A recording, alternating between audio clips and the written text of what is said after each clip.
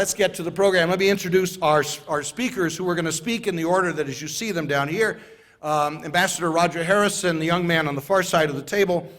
He was a young man when he and I taught together back in 1977, which is before many of the people in the room were born. Roger is in the Political Science Department at the Academy. He is director of the Eisenhower Center for Space and Defense Studies. He joined the Foreign Service in 1967. He served in Manila, in Warsaw, London, Tel Aviv. He completed his diplomatic career as U.S. Ambassador to Jordan during the first Gulf War under President George H.W. Bush. Also served in senior political military policy positions at State and on the National Security Council staff, and also as Deputy Assistant Secretary of State for Defense and Arms Control in a day when arms control was actually something we pursued.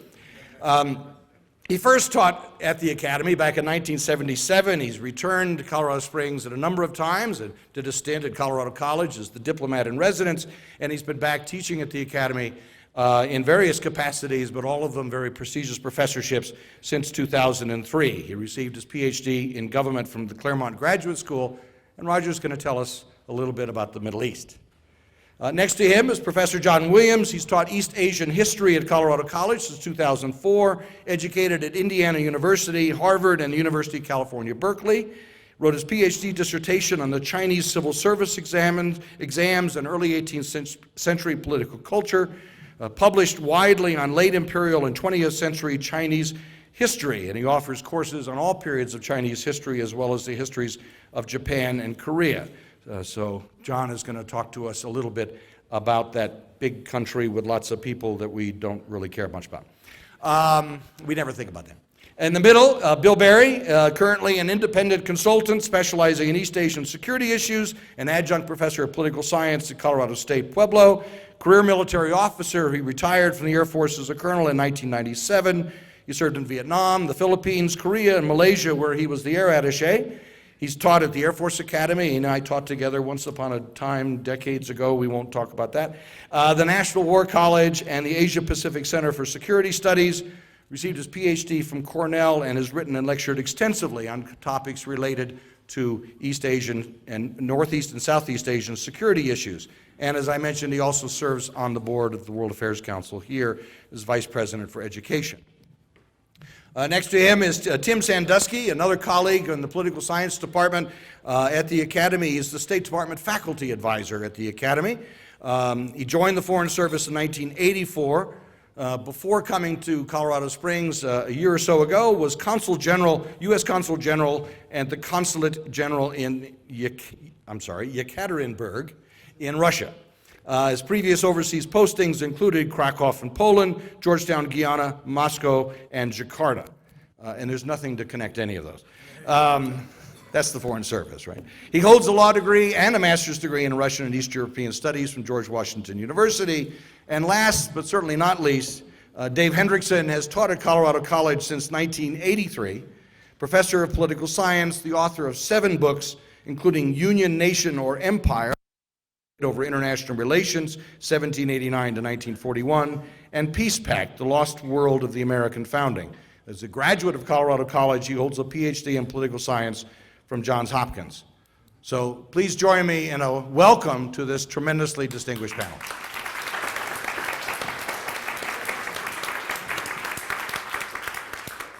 The rules of engagement are simple. They're going to speak for 5 or so minutes. And then pass the microphone down to the next speaker. And so we'll get a tour of the world in about 30 minutes. That doesn't mean you go home then. That means it's your turn so that we can engage in a lot of Q&A and interaction about whatever's on your mind. And this panel is so good that if they don't know, they'll make it up, and you won't know the difference. But we do have a little ball and chain at the end of our microphone, so we're going to drag that along as we go. So, Ambassador Harrison, it's all yours. Thank you very much.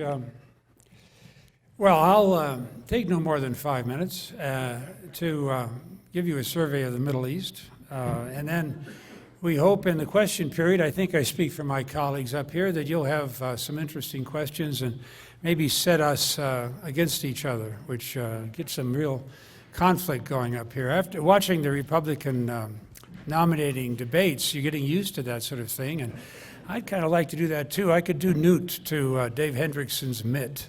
If, the Well, you've all been following the Arab Spring, and there's some things about it that are very promising, as you know. We've just seen the swearing in of an Egyptian parliament, which is the first democratic parliament in Egypt in 60 years, and some would argue the first democratic parliament ever. And they exhibited the democratic nature of their debate by fighting throughout the first day about who should be speaker, sometimes very acrimoniously. So we can expect that to be a very lively parliament, but one which is more authentic than any that has existed in Egypt before this, in the sense that it more exactly reflects the view of the electorate of the Egyptian people. That view is going to be more Islamist than the outgoing government has been. How that Islamism will be expressed, both within Egypt and in international relations, remains to be seen. I heard a commentator on the way over here say that the great benefit for Egypt is that it lacks oil, and therefore lacks the wealth to be irresponsible, as, for example, the Iranians are. I think it's a very good point to make. Egypt's economy is part of the global economy. It would be very difficult for the leadership of Egypt now to separate it from that global economy. And it may be a good sign that the debate now, I saw in the news last night, I don't know which of the network news programs it was, they all seem pretty much the same to me these days, but they were talking about the debate in Egypt about whether to let European tourists wear bikinis on Egyptian beaches. So if that's the level at which Islamism is going to be expressed, I think we can all take some solace in that. If we do a quick survey of the rest of the Middle East, Libya now is very much in play. Gaddafi has gone where the goblins go, and I think everyone can be thankful for that. But now there is a situation of anarchy. There are many groups in Libya claiming to have been responsible for Gaddafi's demise and to have, therefore, a claim on a share of power. There's a central government. The only thing central about it is the name central government. It doesn't have centralized control. The Europeans and we haven't turned our back on Libya, but you haven't seen much about Libya in the media lately. That is a very, seems to me, fraught situation. And one always has to remember in the context of Libya, the situation now in Somalia, where we had, thank the Lord, a successful operation 2 days ago to rescue some hostages. But Somalia is a country without a government. It's the definition of anarchy, and one would hope in Libya that does not occur, but it's, I think, still very much up in the air. If you look at Egypt, you see, I think, promising indicators. If you look at Syria, that is not the case. As you know, the Arab League has tried to mediate that situation in Syria. They've sent observers who have observed things but have not been able to prevent them. The killing goes on in Libya, and the young Assad seems determined to continue slaughtering his own people in order to maintain his hold on power, backed by an army which is largely led by his sect, the Alawite sect, which is a minority Muslim, many consider a heretical Muslim sect, which fears that if it loses its grip on power, that revenge will be taken by those of the population that have been oppressed by this leadership over the past, well, 50 years. What's going to happen there, I don't think anyone knows. Assad has long ago lost any claim on legitimacy. The opposition does not seem to be discouraged by violence, and that's always a bad sign for a man who relies on violence to maintain control. What do you do if fear is your weapon when people cease to be afraid? That's the problem that Assad has. We will all be happy to see the back of him, but then what arises from the rubble, again, very difficult to say, and not necessarily something that we can look forward to, I think, positively.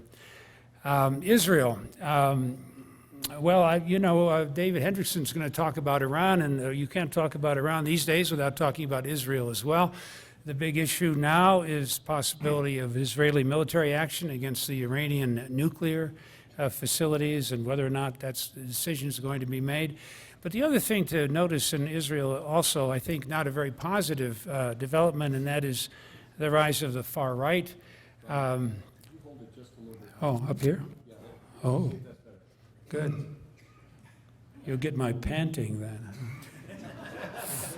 What did Sinatra, you had a... oh, okay. Where was I? Oh, Israel. Yeah, the rise of Betanu, Avigdor Lieberman, the effects of the Soviet immigration now having reverberations through Israeli politics, the question of how democratic Israel is going to be in the future, or how radical. I think that's a very important point for the peace of the Middle East, stability of the Middle East, something you can ask about. I'd be happy to talk longer about that. I was political counselor at the embassy in Tel Aviv for 3 years, so I've seen this from both sides of the river.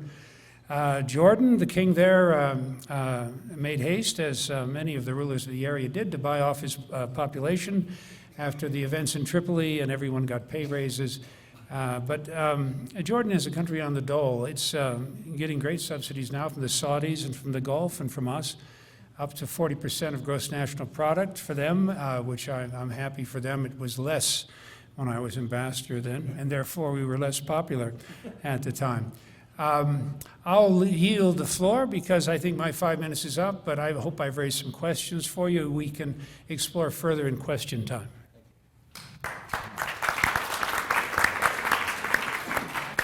Thank you very much. Thank you. I'm flattered and humbled to be invited to speak before you all tonight. So what I'm going to try to do in my brief 5 minutes is talk a little bit about what's going to be happening this year in China, maybe prospects for Sino-U.S. relations in the near future, and then if there's time, some of the serious problems that the Chinese state and society is facing that don't get covered perhaps as much in the media. Excuse me. So first, a couple of caveats for you. First one, I think you probably all know, China is a complex place that defies easy summarization, which of course I'm going to proceed to do. But I just want to point out that when I or we say China this or closer? Okay.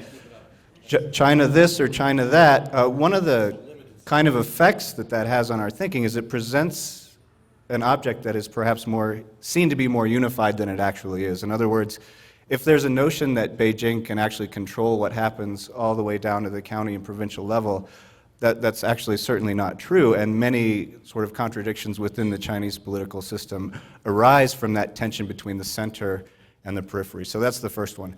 The second caveat is that I'm trained as a historian and not a fortune teller. Now, interestingly enough, these two fields rose simultaneously in ancient China, and the first historians were actually court diviners, but that was 3,000 years ago. But I can offer insights on the present based on a decent understanding of the past. At any rate, our topic today is 2012, so I'll just make a few comments about what's coming up.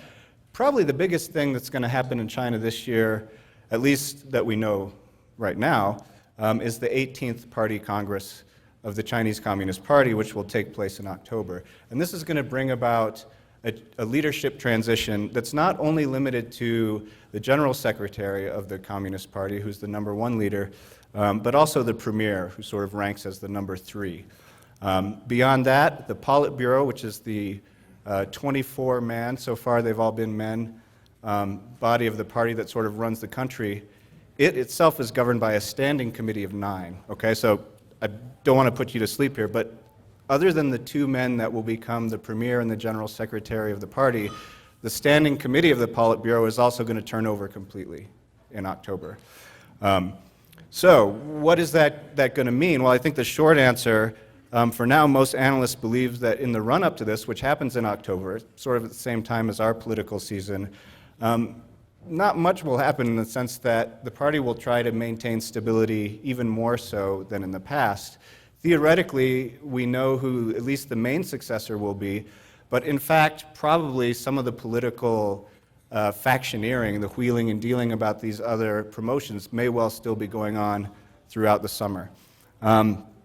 This means that some hard economic and political choices that the Chinese leadership is going to have to make in the near future probably will be postponed until after this transition takes place. Chinese foreign policy as well is predicted to be mostly reactive during this time. And maybe in the Q&A I can talk a little bit more about the structure of party control, but one analyst has said that the Chinese Communist Party is actually best understood as the human resources department of a major multinational corporation. And that would be if the human resources department had the power to appoint everyone in the company from the CEO down to the janitor. So there are party committees, in other words, at every stage that operate parallel with the government structure and in fact control the government bodies. In terms of the economy, the degree to which China can avoid a downturn or a relative downturn is a very important question. Now remember that for China, a downturn means 7% annual GDP growth instead of 10%. But there are some troubling signs as the year ends that give reason for concern. There's a significant fall in the real estate market coming into the new year. And this is important because perhaps 20 to 25% of gross domestic product is tied to construction and other aspects. And certainly in the US, we understand what happens when the real estate market goes. Another thing that's happening, President Obama talked about the high-speed rail system in China, which is, seen as a model to emulate. But in fact, it seems that rail system is part of a pattern of perhaps overinvestment that's taken place over the past few years, and especially since 2008 when the Chinese government pumped billions of renminbi into the economy. So in November, the Railway Ministry actually asked for a government bailout to the tune of about $1 billion US, 800 billion renminbi. That's still under discussion. Most people believe that China does, and Chinese leadership included, believe that China needs to make a transition from an investment-heavy, export-oriented economy to one much more focused on a domestic consumer market, and one that's more balanced. And of course, this would also mean a rising value of the renminbi, so people over here appreciate that as well. Sino-US relations, the prospect for this year, I think this is kind of a glass half empty or half full proposition. I'll say that I don't think that Sino-US conflict either in the coming year or in the near future is an inevitability. There are some people that say, well, no great power is ever given way to another one without all kinds of calamities ensuing. I don't think that's an inevitability at all. However, it is a possibility if sort of relations are not managed well. But I would say that Americans don't need to fear China in the sense that accounts of Chinese dominance are exaggerated greatly, oftentimes. And mostly they neglect the very serious demographic, economic, environmental problems that exist in China. I'll probably have to leave those for Q&A. The other thing is that China's larger strategic interests are relatively clear. It depends on the Middle East for oil to feed this incredibly growing economy. And since Communist Party legitimacy is in fact based on delivering high rates of economic growth, that makes it all the more important. So in this sense, in fact, the US and China share interest in having sort of a Persian Gulf that's open to the supply of oil. But there are other things that make this a little bit more dicey, and I'll just give one example. That's the legislation passed on the 31st that penalizes countries that buy oil from Iran, right? This potentially puts the US on a collision course with the Chinese central bank. Iran is the third largest supplier of oil to China. And in recent days, the Chinese premier sort of delivered some historically tough talk to Iran. They opened some new, for them, relatively speaking, and signed some new deals with Saudi Arabia and Qatar as well to build refineries in the Persian Gulf. But they're not going to stop buying oil from Iran. It's just too much of a vital strategic interest, and so to the extent that that becomes a bone of contention in Sino-US relations, that could become a little tricky. I think, am I doing okay here? Okay, another point is that I mentioned the leadership transition in China. We also have a very active political season coming up with the presidential campaign in the US, and in both domestic political arenas, whether it's in China between sort of hardliners or unilateralists, or in the US, sort of US bashing or China bashing often becomes sort of an accepted political mode in terms of political debate. And I think that could be really counterproductive as the year progresses. But it seems that sort of being tough on China is going to be one of those things that Republican and Democratic, President Obama and Romney or whoever it is, are going to try to hammer each other with. And I'd just like to point out that if that's sort of done without regard to a larger international conflict, there could be consequences that perhaps we don't want. One positive note is that presidential elections just took place in Taiwan. Taiwan is one of those areas that also stands as a potential point of conflict. And I think leaders in Beijing and Washington were equally relieved when the Nationalist Party candidate won. And that candidate runs on a platform of sort of economic cooperation with China, not rocking the boat, peaceful future, whereas the party that lost the presidential election, the Democratic Progressive Party, has traditionally been associated with the strong independence movement. And China has said that that's one thing they will not stand for, and in fact, the US government also has urged Taiwan against a declaration of independence. So that's the first of sort of 3 leadership transitions in this larger relationship, and that one has gone off fairly well. I'll leave the problems that China faces, I guess, for the Q&A, but I'll just point out that they happen in sort of 4. One is that in society, there's a huge gap between rich and poor that's only widening. And there's a number of factors that have brought this about. Rural-urban migration is one of them. The success of the reforms, actually, is another one, because so many state-owned enterprises of the traditional sort were dismantled. And those kind of old state-run enterprises provided lifetime employment, they provided pensions, they provided health care, they provided subsidized housing. And throughout the 80s and especially the 90s, as they were taken apart and sort of no social safety net replaced them, tens of millions of urban workers kind of lost their livelihoods. So that also creates a potential for problems. There's ethnic divisions. If you're following the news right now, there's riots in Sichuan with Tibetans. A floating population that perhaps numbered 160 million in the first decade of the 21st century. That would be the 6th largest nation in the world if it were its own nation. And this, again, is seen as a source of maybe social instability in the cities. And finally, demographic factors, which we can talk about. You know, we're sort of entering the post-one-child policy era. That generation of kids is now actually, many of them are going to school in the United States, even here in Colorado Springs. But what's more important, I think, is that skewed male-female ratio for the immediate future, which is going to make marriage very difficult. And then down the line, you're going to have an aging population that's going to be very costly to support for a country that's actually not reproducing at a rate of replenishment. This is going to strain public finance considerably. China's population growth rate is half of that of the U.S. currently. So I think I'll leave it at that and pass it on down. And I look forward to your questions. Thank you.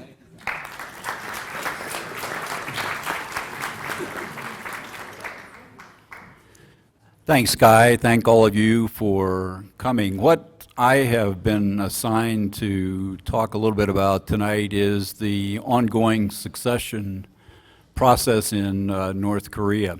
And before I begin, I'm reminded, some of you may have attended... Okay.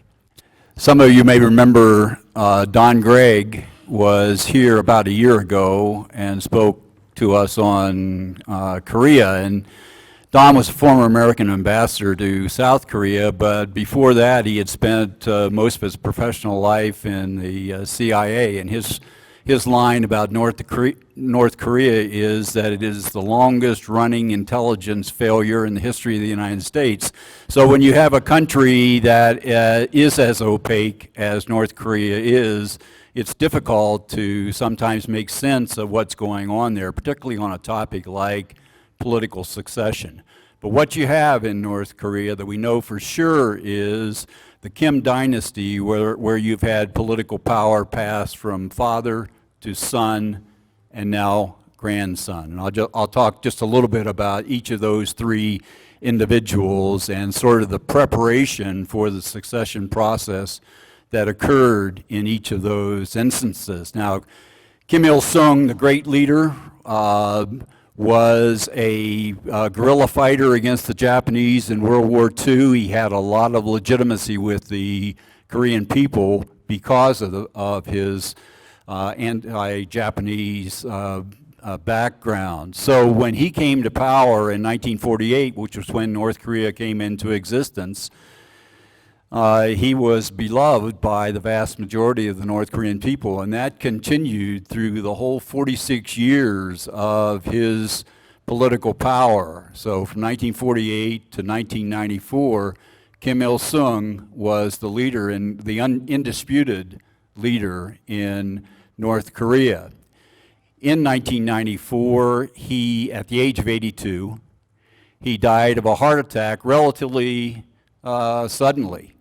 But the important point here is that at least as early as 1980, and perhaps even earlier than that into the 1970s, Kim Il-sung had laid the groundwork for the transfer of power to Kim Jong-il, his son. And so if you look then at some of the roles and missions that Kim Jong-il, the son, filled over that period of time up to his father's death, he took on more and more positions of power and authority in the party, in the military, and in the government. So that when his father died, even though suddenly, he was well positioned to succeed his father, and he did, even though in that 1994-1995 period, there was a lot of speculation that this succession, this dynastic succession in a communist system, would in fact not be successful. But that was untrue, and Kim Jong-il then was the dear leader, as he was referred to then, from 1994 until his death in December of 2011. One interesting point here is, and it helps perhaps to explain a little bit about the power of the cult of personality in North Korea. But after Kim Il-sung died, the North Korean Constitution was changed so that Kim Il-sung was designated as the president of North Korea in perpetuity. So when Kim Jong-il ruled then, I mean, there was never any reference to him as President Kim Jong-il because his primary power source, if you will, was the National Defense Commission. And he was the chairman then of that military commission. And so when you see, or when you saw him referred to, as far as his title was concerned, it would almost always was Chairman Kim Jong-il. Based on that fact. So his reign went on uninterrupted then from 1994. The big event affecting the succession process, though, occurred in 2008, the fall of 2008, when Kim Jong-il had a severe stroke, and he was incapacitated for a period of time. And this brought the question of a successor, or the succession process, to the fore in North Korea. And in 2010 then, the official designation, if you will, of Kim Jong-un, his son, and the grandson of Kim Il-sung, was designated then as the heir apparent for Kim Jong-il. What happened in 2010 then to solidify his position as the heir apparent was, first of all, he was made a 4-star general in the Korean People's Army, even though he had absolutely no military experience to that point. And he was also made co-chair of the Korean Workers' Party's Central Military Commission. And again, I don't want to get into too much detail here, but there are 2 military commissions. There's the National Defense Commission, which is the one that Kim Jong-il used as his source of power, and then there's the party's Central Military Commission. So it was to this lesser commission that Kim Jong-un was appointed as the co-chairman in 2010. But Kim Jong-il, I mean, he recovered from the stroke reasonably well. I mean, in 2011, for example, He traveled twice to China and once to Russia. He seemed to be doing okay, reasonably well, until December of last year, when on the 17th of December, he had a fatal heart attack and died. And at that point then, Kim Jong-un has become what he has referred to is the great successor or the brilliant general. Those are the terms that you see in reference to him quite frequently. So if you look at it from the standpoint that with Kim Il-sung, long time in power, a certain sense of legitimacy within the Korean people, passing on then to his son, Kim Jong-il, perhaps a little less legitimacy than his father, but still able to maintain power over an extended period of time. Now you have Kim Jong-un, who is 28 or 29 years old. He has basically no political or military or economic experience other than what he might have gained over the last couple of years following his father around on his on-site inspections, as they're referred to, in North Korea. So that raises the real question then about how well and how long Kim Jong-un is going to be able to serve as the supreme leader in North Korea. Now I'll finish on this, what has transpired is that there's sort of a regency that has been, or a collective leadership that has been formed around Kim Jong-un, and that is made of basically of Jang Song-taek, his uncle, and the brother-in-law of Kim Jong-il, who also, he has some strong positions both within the Politburo of the Korean Workers' Party and also in the National Defense Commission. So he's a powerful person. He also has headed the internal security networks in North Korea. And there are some attributions that he has played some roles in attempting to model the economy in North Korea on the Chinese model. So he's a powerful guy. The second person in this collective leadership is Kim Kyung-hui, who is the sister of Kim Jong-il, the wife of Jang Se-taek, and the aunt of Kim Jong-un. So you have a real family connection working there. And then the final person that I would mention is General Ri Hong-yo, who is the Chief of Staff of the Korean People's Army. He also is on the National Defense Commission, and he is looked upon the person being most involved in providing for the legitimacy of Kim Jong-un to the Korean People's Army, the military in North Korea. So again, we can talk much more about how all this might work and so forth or not work in our question and answer period, but I will end with that. Thanks, Bill.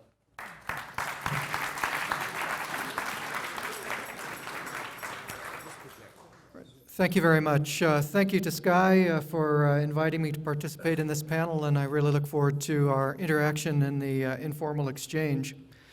Now, anyone who has been involved with U.S.-Russian relations in recent years knows that a considerable effort is spent in trying to overcome the legacy of distrust that developed during the Cold War period. And it's fair to characterize our relationship as one of both cooperation and competition. We've come to the realization, however, that problems in one part of our relationship shouldn't necessarily impinge upon our ability to cooperate in other parts of our relationship. And it's becoming clear that the advantages and opportunities for collaboration far outweigh our differences. Now, my 2 years in Yekaterinburg were spent in engaging with business and civil society, artistic communities, regional governments, business communities. Yekaterinburg, for those of you who might not be up on your Russian geography, is located about 1,000 miles east of Moscow. It's not Siberia, but it's 400 or so kilometers still to the west of Siberia. And the region that we were responsible for included the territories of the regions of the Urals region, but also western Siberia from the Arctic Circle and then through the Urals all the way down to the border with Kazakhstan. So it's a gigantic region, about the size of the United States from the East Coast over to the Mississippi River. And I was really fortunate enough to travel extensively throughout that area for 2 years. And you know the expression that we have in Washington, beyond the Beltway. Well, if you're familiar with Moscow, you know it has a ring road. And let me tell you that the perspective from beyond the ring road is very different from the one that you get in Moscow. So that's sort of where I'm coming from tonight. In addition, the country that I served in from 2008 to 2010 is different in many, many ways from the country that I served in, the Soviet Union, from 1990 to 92 when I was posted to the U.S. Embassy in Moscow. And I think I want to try and highlight some of the differences that I see from the perspective of, you know, it was 18 years from the time I first served in Russia until I went back in 2008. Pardon? Okay. Well, in my view, there's two signature events that I'd like to sort of hook my remarks to that occurred in 2011. And I think both of these events have continuing consequences for the coming year, certainly, and into the future. The first one is Russia's recent fulfillment of the requirements to enter the World Trade Organization. And the second one has to do with the flawed elections to the Russian State Duma, which also occurred in December of last year. The State Duma is the lower house of the Russian legislature. The WTO accession is important because it's important as a recognition, I suppose you'd say, of Russia's economic progress over the last decade and aspirations to enter the global marketplace as a global competitor. Many people point to a rising entrepreneurial class in Russia and a rising middle class, but certainly Russia's economy today, in vast contrast to the command economy of the Soviet period, is firmly based in market principles. I think that the Russian accession to the WTO will be important for American business. American businesses are already very active in the Russian economy, and just this past year there were large commercial contracts signed with American companies such as Boeing, ExxonMobil, and General Electric. It's also important from the standpoint that WTO membership also has required a pledge from Russia that it will adhere to rules that underlie free, transparent, and fair global economic competition. And I think this is very important for the continued integration of Russia into the global economy. Now, there's one thing that has to happen before this agreement applies between the United States and Russia, and that is for Congress to terminate the effects of the Jackson-Vanik Amendment so that full equal trade relations can obtain between Russia and the United States. The Jackson-Vanik Amendment was passed in the late 1970s in order to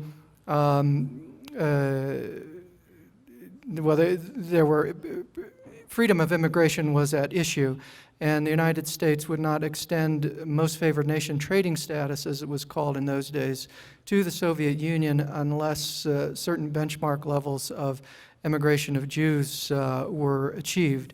Those levels have long since achieved, and the historical purpose of Jackson-Vanik has long been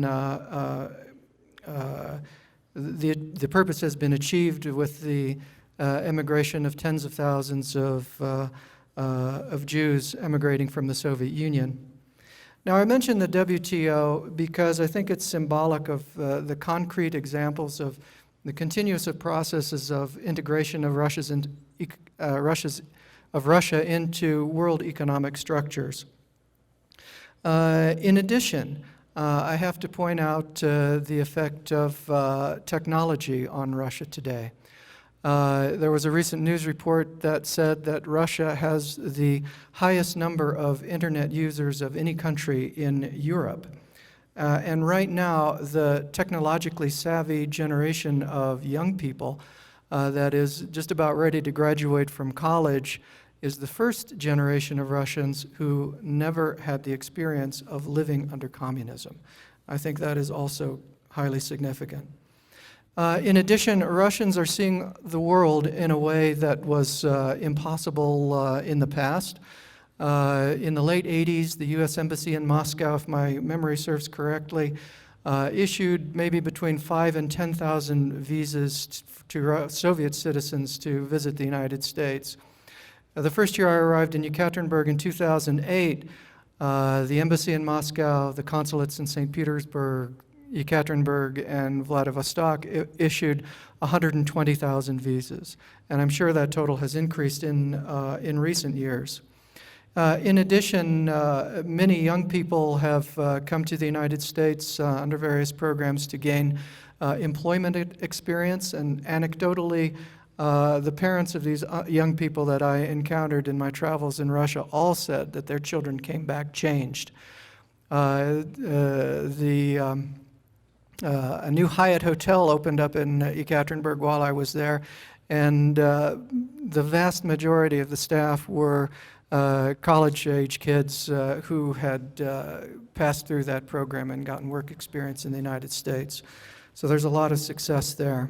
So I would say that continued integration into the world economic structures, generational change, the impact of technology, and the exercise of Russians of their right to travel freely. And in fact, one other little anecdote from Yekaterinburg, a journalist friend of mine told me that his 9-year-old daughter had already visited 36 countries. So I think these are all indicators that the progress that we've seen and the evolution of the Russian Federation over its first 20 years of existence is going to continue in the future. Now, of course, as it always is with Russia, there's another side to this story, and it has to do with the second event that I wanted to talk about, which was the December 4th elections to the State Duma, in which it became clear that Russians were still having difficulty in exercising their rights of free speech and assembly. Both the White House and Secretary Clinton very strongly criticized the conduct of these elections based on reporting by the observation team sent by the Organization for Security and Cooperation in Europe, which pointed out inequities in the playing field in terms of political competition, inaccuracies or falsification of results when tallying the vote totals, media bias, and a number of other things that they observed during their time there. To his credit, however, President Medvedev has ordered an investigation of these allegations, which we all eagerly await the results of. So in March then, Russia's election cycles go in the following way. The Duma elections occur in December of odd-numbered years, and then presidential elections occur in March of the subsequent even-numbered years. So March 2012 will be Russian presidential elections, and it will be the 6th cycle of presidential elections in the Russian Federation since the collapse of the USSR. Of course, Prime Minister Vladimir Putin is a candidate for re-election after an interlude of President Medvedev's administration. And I think right now there are 3 opposition candidates currently registered. But the point is, every election is really a test of the extent to which, or the strength of a country's democratic institutions and the extent to which it respects the democratic principles. And this election will be no exception. And the world will be watching very closely how it's conducted. But that's not to say that Russians do not confront a number of daunting problems today. A shrinking population, an infrastructure that is in dire need of refurbishing, endemic corruption, and an economy that is largely dependent on commodities exports, especially in the energy field. My experience and my observations serving in Russia are that the Russian government is responsibly engaged in addressing these issues. And in fact, I'm optimistic about Russia's future as an important global partner for the United States, certainly, especially considering Russia's very highly educated, cultured, and talented citizens. So I'll leave it there and look forward to your questions in the next segment. So thank you very much.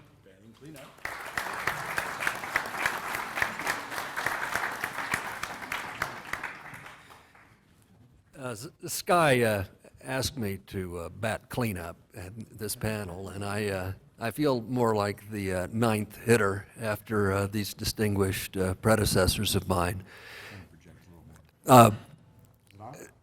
2012 is a great year to discuss the perilous state of the world, and I don't think the world will end in 2012, but I do think that it will seem like it on a couple of occasions. And I want to talk about 3 things in particular. And one is the prospect of a further dissolution of the Eurozone. The second is the prospect of a hard landing in China. And the third is the possibility of a war with Iran, all of which would throw us on our ears, and each of which is a rather serious prospect, it seems to me. The Eurozone is locked in a set of policies that seem almost impossible to resolve. And it's a great irony that this has happened in the 1990s when the European leaders such as Helmut Kohl and François Mitterrand were thinking of the perfection of the European project. They considered the institution of the common currency to be the great means by which the project would go forward. And Kohl in particular always argued that the alternative to that was the return to the Europe of the 19th century, the Europe of endemic conflict and war. And it's one of really the great ironies, I think, of the contemporary period, that the means that they chose to perfect this experiment in cooperation has proven to be a kind of millstone around their neck. And it's locked the European countries into a set of policies from which present indications would seem to indicate there is no real escape. That is, if the policies continue as they're as forecast and as Germany wishes, the southern tier of the Eurozone is locked into a kind of permanent austerity, which will lead to, in all likelihood, a very severe recession in the Eurozone this year, and possibly something much deeper than that. The ability of those governments to maintain their legitimacy when confronted with these imperious diktats from the Troika is, I think, very much in question.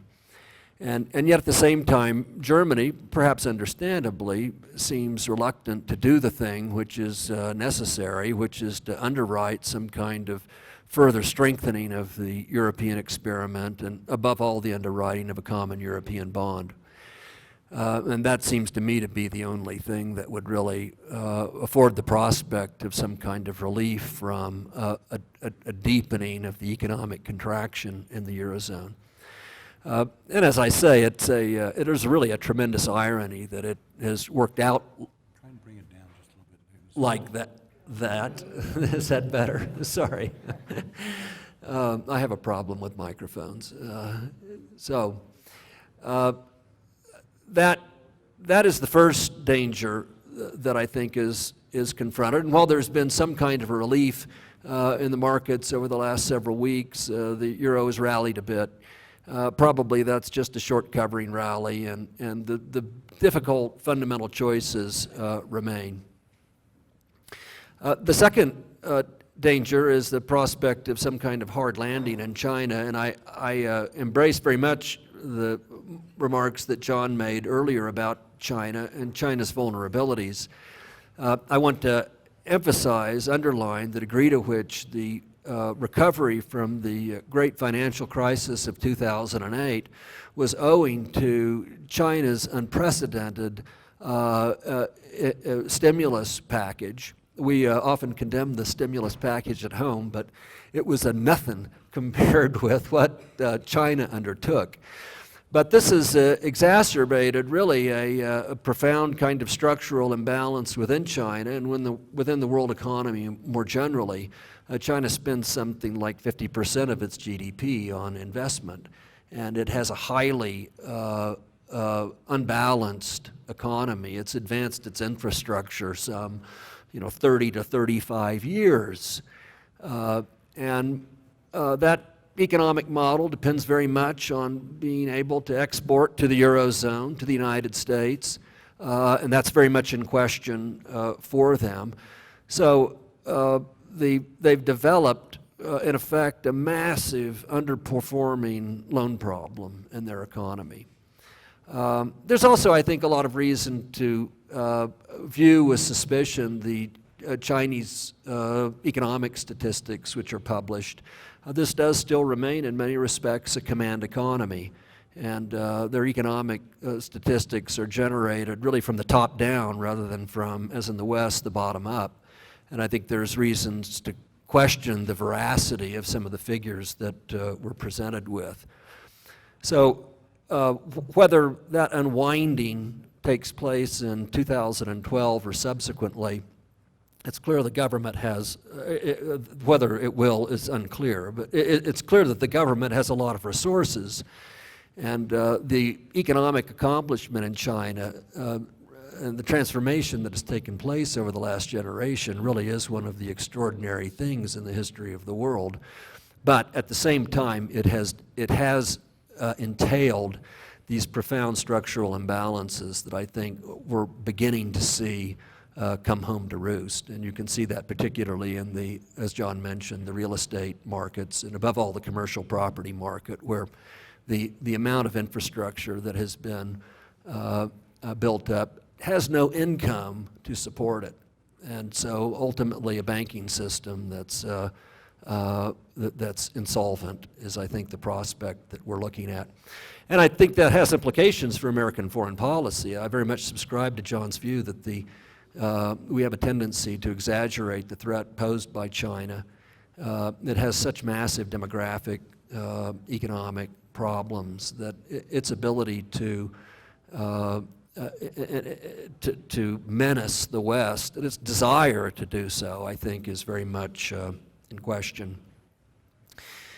Finally, the prospect of a war with Iran. Well, we've seen that front heat up quite dramatically over the last 3 or 4 months.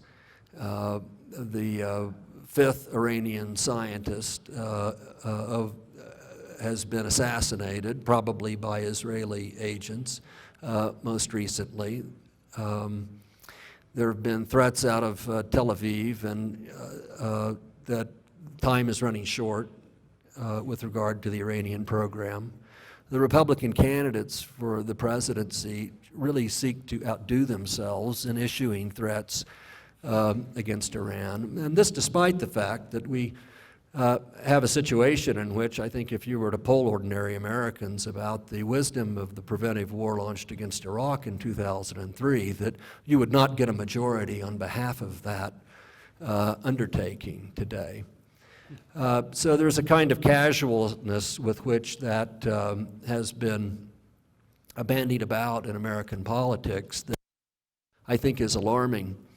Of course, as was mentioned earlier, Congress has recently passed a tougher set of sanctions which require for a set of conditions which are virtually impossible for Iran to fulfill, which essentially mean the end of the regime. There's a very detailed set of stipulations that surely are not intended to be fulfilled. Now, whether that will lead to a real crunch on the Iranian economy, I think is still very unclear. The Europeans are cooperating with those sanctions, but I think it's very unlikely that China will do so. China might get a better price of oil, but it's not going to reduce substantially its oil imports. And I think there's very considerable reluctance in Japan and South Korea and India also to do that as well. The larger issue concerns the question of the threat posed by Iran and whether their nuclear program, such as it is, merits a preemptive attack on the part of either Israel or the United States to contend with it. And I say no. I think that our experience with deterrence over the last generation is such that it's very unlikely, even if Iran were to acquire a nuclear weapon, that it would fundamentally alter the balance of power in the Middle East. I mean, nuclear weapons are really fundamentally unusable, especially against powers that have them in abundance, which the Israelis certainly do. They're estimated to have some 200 nuclear warheads, and of course the United States does have those warheads far in abundance. So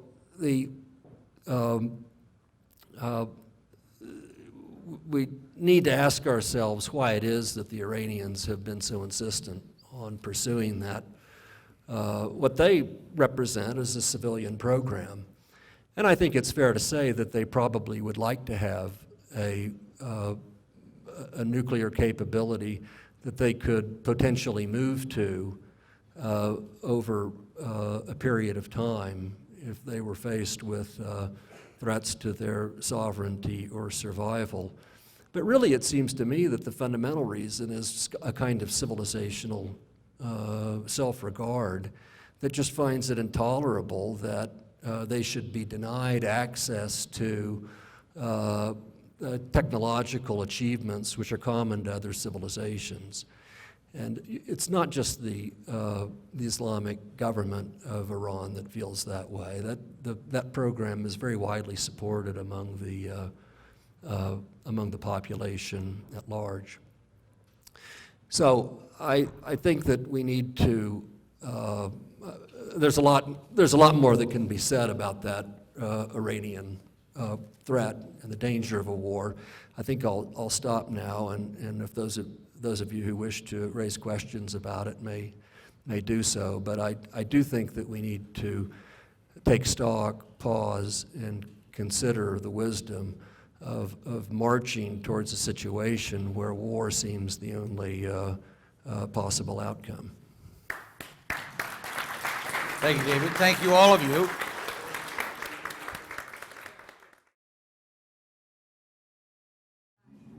So is it whether we're going to regulate labor globally, or we're going to be able to draw Apple back, or what angle do you want to?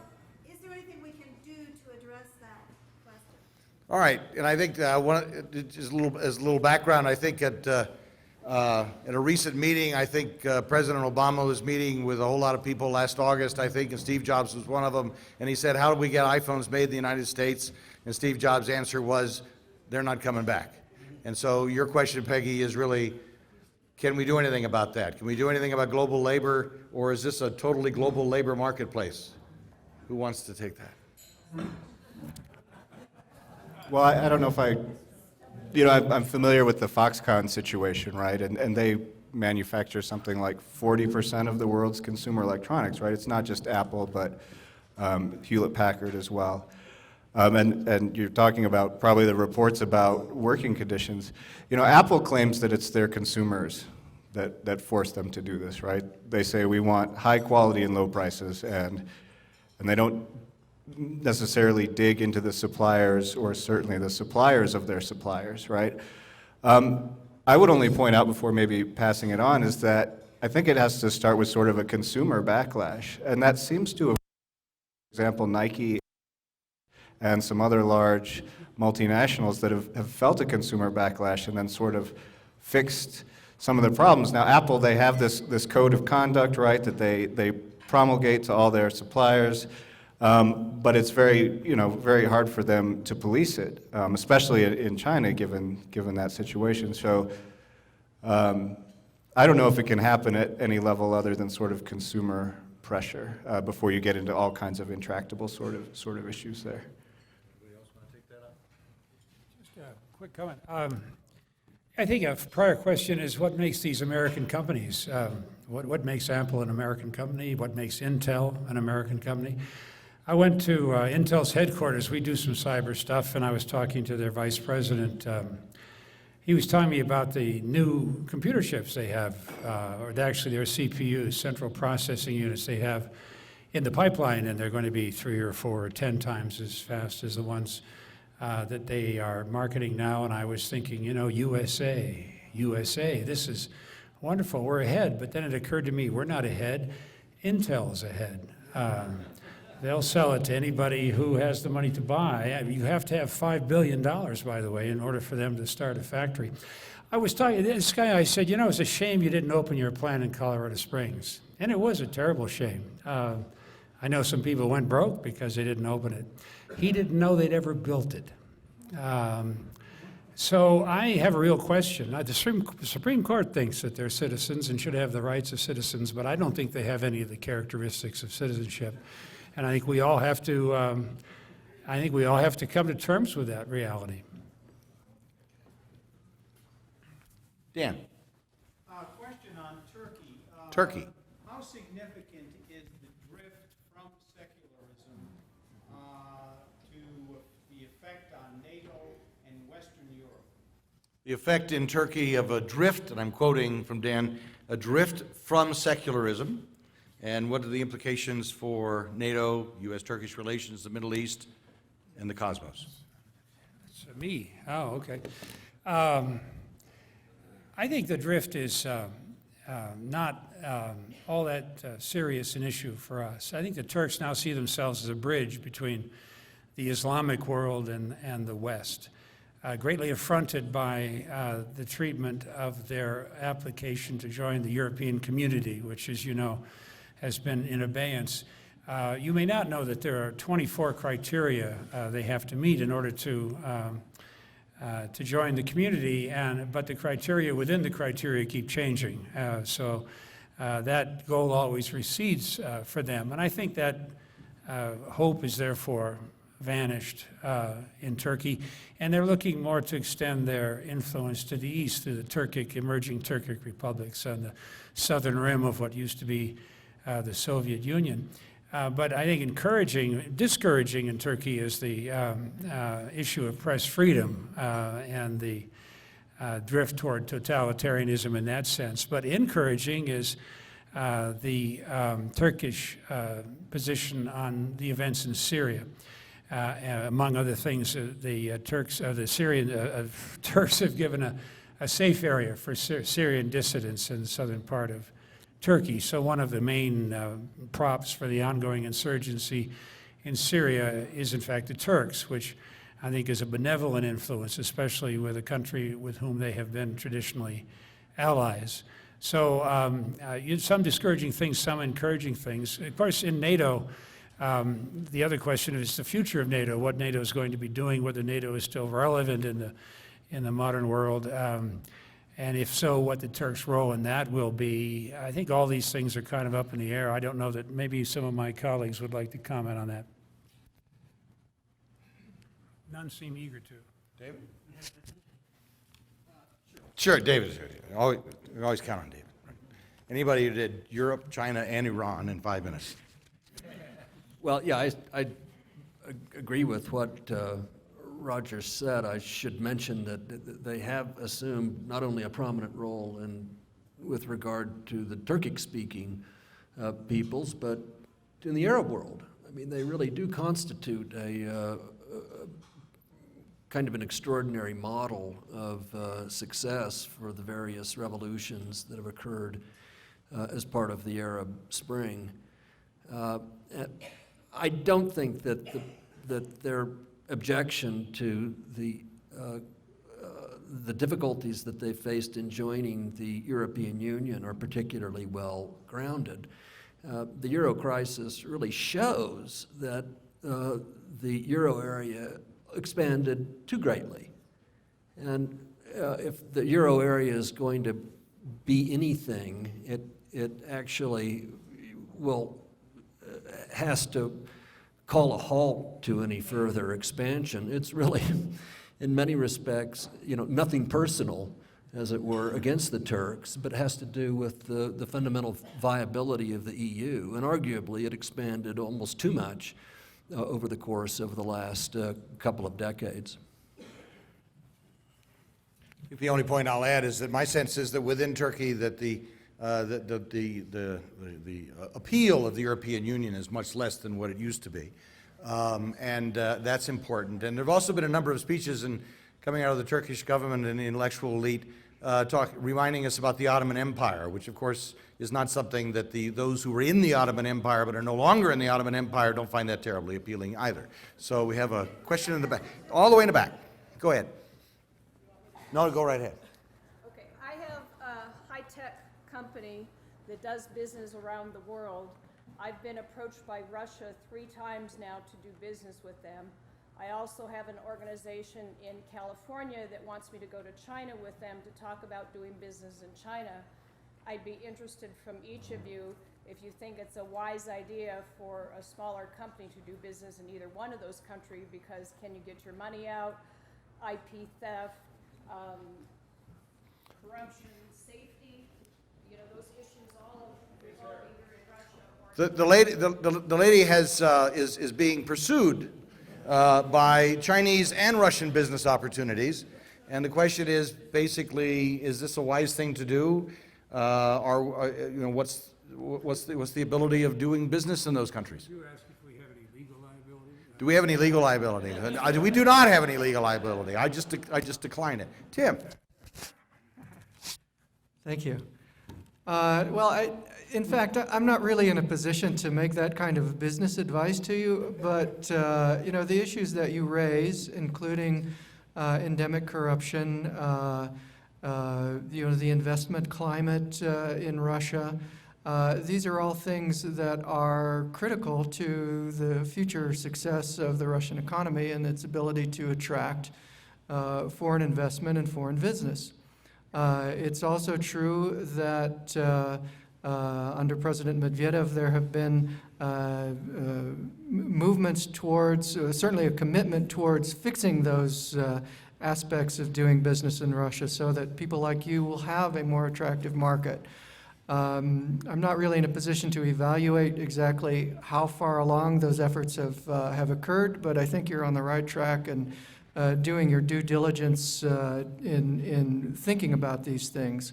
Certainly, in pursuing these opportunities, I would recommend visiting with or talking with somebody from the Department of Commerce who's an expert on Russia, and talk to colleagues who maybe have already done business in Russia to see if they can give you the advantage of some of their experience.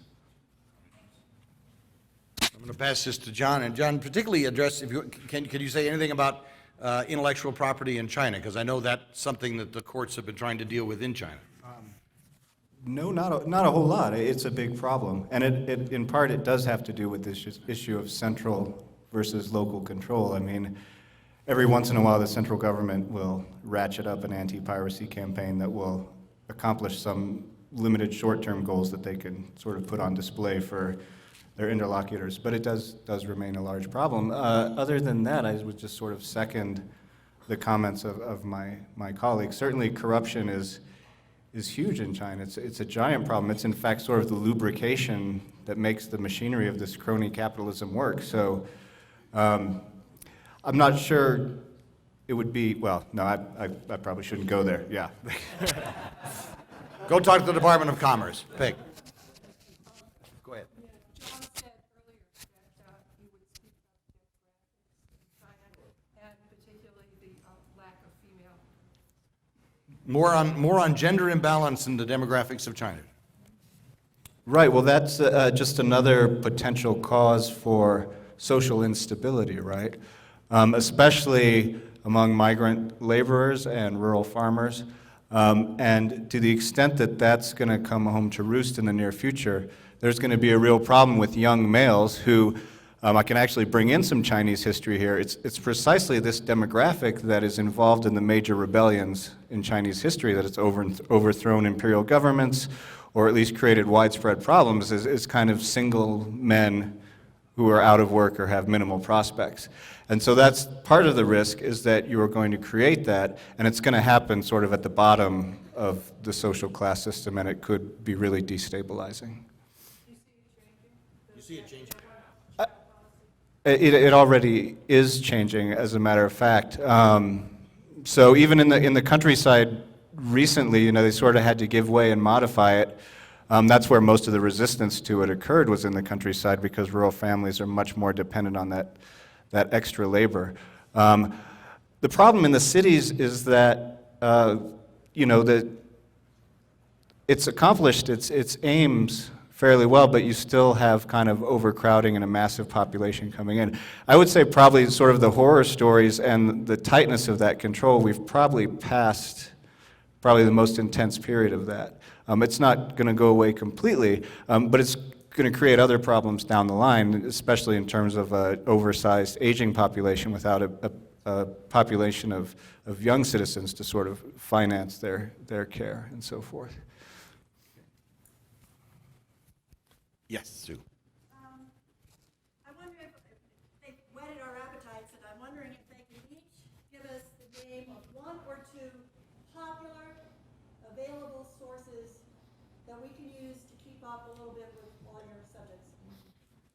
The question is, from an educator, what else? Give us your top one or two sources, books, whatever, that kind of help people keep up with their particular areas, preferably readable and entertaining. My two favorite sites are Real Clear World. That's, you just type that in, .com, and antiwar.com.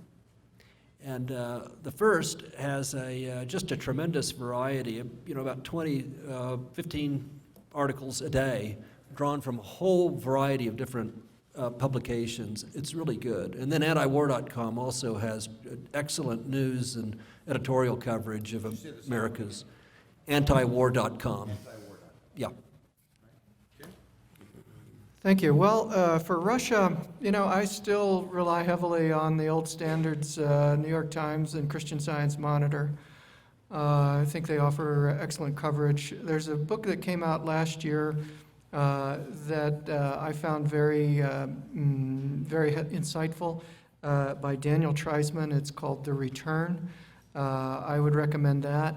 If you or I assume from Skye's remarks that you're an educator. If you or any of your students are Russian speakers, the Russian electronic media and blogosphere is extremely rich. And that's probably the best source for really what's happening in the minds of Russians today. And you know, this generational thing as well. There's a lot of very, very interesting things going on there. You want to say something about the Carnegie Endowment Moscow project? Oh, well, yeah, yeah, thank you. I was sort of blanking out there for a moment, but yeah, that's another excellent site. Tell them what it was. Tell them what it is, because they can't hear me. Oh, yeah, okay. The Carnegie Carnegie Center in Moscow. That is really good. Also cutting edge research. They conduct seminars in Russia. It's also a good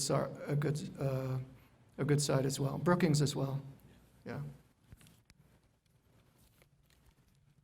Well, on North Korea, I'll give you just 3 or 4. Victor Cha, some of you again may remember Victor. We had him here to speak a couple of times, probably in 5 or 6 years ago on North Korea, but he is at the Center for Strategic and International Studies in Washington. He was on the National Security Council during Bush 43, very strong.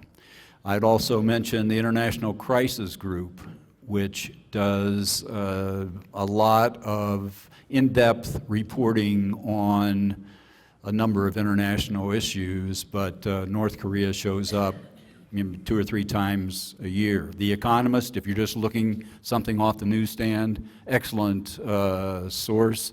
And finally, the National Bureau of Asian Research, which is out of Seattle, again, focuses a lot of attention on North Korea, not just the succession issue there, but relations with South Korea, the nuclear weapons program, and so forth. Thank you. Well, as far as something very readable that you could assign or read yourself on an evening without, falling asleep, I would suggest anything by Peter Hessler. Probably the 2 books, Oracle Bones, which sort of is kind of based on a historical approach to contemporary China, and his recent book, Country Driving, which is about him taking advantage of the relaxation of laws prohibiting foreigners from renting cars, and he's just sort of driving around North China. On a more serious note for economic matters, I'm not an economist by any stretch, but one website or blog that I found useful, and you'll just have to Google the author. His name is Patrick Chovanec, Chovanec. He's a professor at Tsinghua University, which is China's MIT. He's an American, though, an economist. And his blog is very informative, covering the major issues.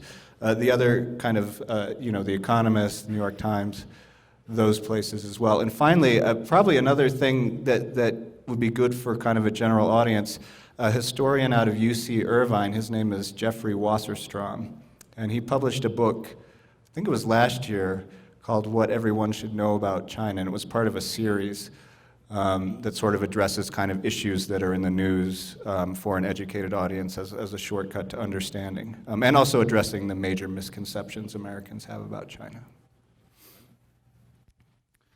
I assume you mean aside from the Gazette-Telegraph, where the news is usually, no, the news is well aged in the Gazette.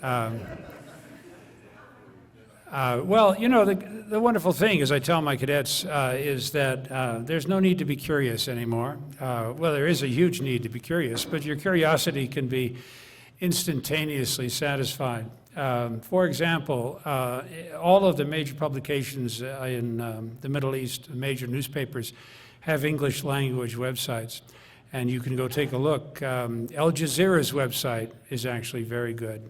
All the major Israeli papers, Haaretz, Idiot Ahronot, and the Jerusalem Post all have English language editions, and you can access them, and you'll get real-time news from different point of view in Israel, because some of those are more conservative and some of those are more liberal. But if you just Google Israeli papers, you'll get 10 pages of English language editions. The same thing is true in Egypt. You can find newspapers there in Lebanon. All of these places, you can really participate in the news. And if you're a little more sophisticated on the web, you can also see their English language news broadcasts whenever you want, especially Al Jazeera, which has now, I think, become a respected news outlet in the Middle East. So now, if you want more foundation in the history of the Middle East, standard work on that is still Daniel Frumkin. It's called A Peace to End All Peace. It's a story of the making of the modern Middle East. It's not easygoing, but it is comprehensive. And if you want to know where these places came from, By the way, one thing to always look for on a map is straight lines. If you have straight lines in the Middle East, you know the British drew them. And they drew them with no recognition at all of sectarian or tribal differences, and that accounts for many of the problems we have today. And unfortunately, the straight line rule also applies to most every other area of the world. We are at the bewitching hour, so this is when I get unpopular and have to say we're gonna cut off, but Jenny's just chomping at the bit. It's all right? Okay. I'm just gonna add one more author to that list because we've been focusing on regions, but there are global dynamics, and I mean, Tom Friedman's always good, Fareed Zakaria is always good, but there's one book that you may not be aware of, Ian Bremmer, who runs the Eurasia Foundation, End of the Free Markets. And what it does is it takes it out of the 20th century notion of communism versus capitalism and talks about the trends of whether it's crony capitalism or sovereign capitalism or state capitalism or whatever. And that those are kinds of the dynamics that much of this is playing into as well, so I'll add that to the mix. And of course, foreign affairs and foreign policy and all those standbys. I'm going to ask you to help me thank this wonderful panel for a rich discussion, and thank you all for being with us.